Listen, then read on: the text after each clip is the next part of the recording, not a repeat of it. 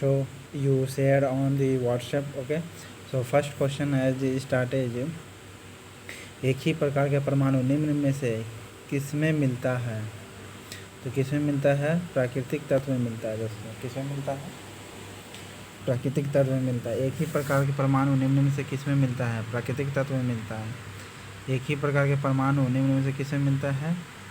Natural element में मिलता है। ठीक है, एलिमेंट में मिलता है एक ही प्रकार के परमाणु, यौगिक में नहीं, मिश्रण में भी नहीं। ओके, प्राकृतिक तत्व में मिलता है एक ही प्रकार के परमाणु। दो या दो से अधिक शुद्ध पदार्थों की मात्रा के विचार से एक निश्चित अनुपात अगर कहेगा तब यौगिक होगा, और निश्चित अनुपात नहीं, बस दो या दो से अधिक मात्रा में शुद्ध पदार्थ की मात्रा को क्या कहते हैं? तो मिश्रण। दो या दो से अधिक मात्रा के पदार्थ के को निश्चित मात्रा अगर बोल देगा तो यौगिक होगा। ओके, निश्चित मात्रा होगा तो यौगिक होगा, और खाली दो या दो से अधिक पदार्थ बोलेगा तो मिश्रण होगा।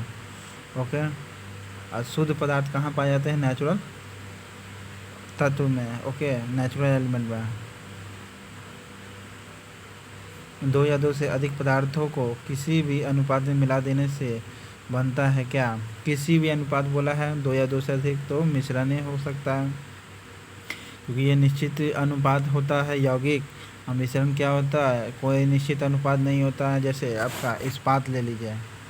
ओके, इस्पात क्या है? आपका मिश्रण होगा। ओके, जबकि अमोनिया यौगिक होगा। और नेचुरल तत्व आपका क्या होता है?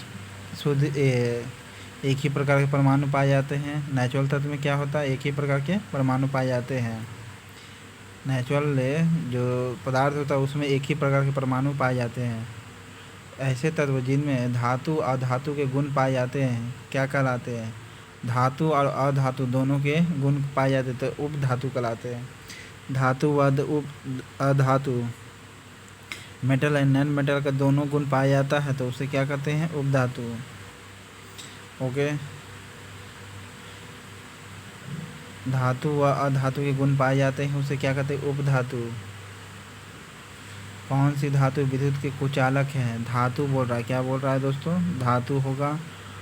ओके, एलिमेंट में पूछ रहा है, नॉन मेटल में नहीं, मेटल में नॉन मेटल होना चाहिए और कुचालक होना चाहिए। लेड आपका धातु तो है लेकिन विद्युत का कुचालक है, इलेक्ट्रिसिटी फ्लो नहीं करता है, कुचालक है। ठीक है, लेड क्या है? आपका कुचालक है। लेड क्या है? कुचालक है, लेकिन ये धातु है। धातु है लेकिन ये करंट फ्लो नहीं करता है। कौन सा एलिमेंट है? तो लेड है। कौन सा ऐसा एलिमेंट है जो वो मेटल है लेकिन नहीं इलेक्ट्रिसिटी फ्लो नहीं कर सकता? तो आपका लेड होगा। ओके, जबकि टीन, कॉपर, निकल से तो धातु है और इलेक्ट्रिसिटी भी फ्लो कर जाएगा, लेकिन लेड ही एक ऐसा धातु है जो विद्युत का कुचालक होता है। लेड क्या होता है? विद्युत का कुचालक होता है। अधातुई चमक किसमें पाई जाती है? ग्रेफाइट में भी पाई जाती है, आयोडीन में भी पाई जाती है, दोनों होगा आंसर। अधातुई चमक किसमें पाई जाती है? ग्रेफाइट और आयोडीन में। अधातुई चमक किसमें पाई जाती है? ग्रेफाइट और आयोडीन में। अधातुई चमक किसमें पाई जाती है? ग्रेफाइट और आयोडीन में। कौन सी उपधातु है? इसमें से सभी धातु क्या है? उपधातुएं हैं। आर्सेनिक भी है, एंटीमनी भी है, बिस्मथ भी है। ठीक है, ये सभी क्या है? उपधातु। उपधातु का बेस क्या है? तो वो वैसा धातु जिसमें धातु या अधातु दोनों गुण पाए जाते हैं, ये क्या होता है? उपधातु कहलाते हैं। जैसे आर्सेनिक, एंटीमनी या बिस्मथ। लेड आपका क्या है? ये मेटल तो है लेकिन इलेक्ट्रिसिटी फ्लो नहीं करता है, लेकिन आर्सेनिक, एंटीमनी, बिस्मथ ये सब क्या है? उपधातु है। Arsenic, antimony, bismuth. Arsenic, antimony, bismuth, arsenic, antimony, bismuth, arsenic, antimony, bismuth, ये तीनों क्या है? उपधातु है। आर्सेनिक, एंटीमनी, बिस्मथ तीनों क्या है? उपधातु है। आर्सेनिक, एंटीमनी, बिस्मथ ये तीनों क्या? उपधातु है। आर्सेनिक, एंटीमनी, बिस्मथ ये क्या है? उपधातु है। आर्सेनिक, एंटीमनी, बिस्मथ ये सब क्या है? उपधातु है। कौन सा एक यौगिक है? यौगिक बोल रहा है तो अमोनिया होगा।